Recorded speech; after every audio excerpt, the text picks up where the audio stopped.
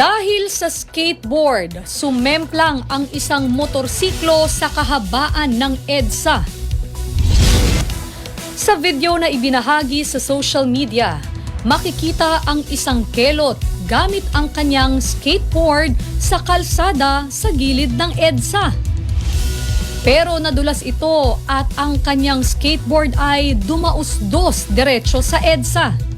Sakto namang dating ng isang rider na may angkas at nadaanan nito ang skateboard, dahilan para sila ay sumemplang. Pagkatapos ng insidente ay agad tumakbo papalayo ang skater boy.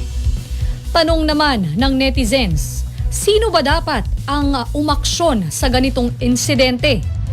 Hindi naman kasi anila pwedeng sa LTO dahil skateboard ang sangkot. Ayon naman sa ilan, ang LGU ang dapat mahigpit na magbantay sa mga kabataan.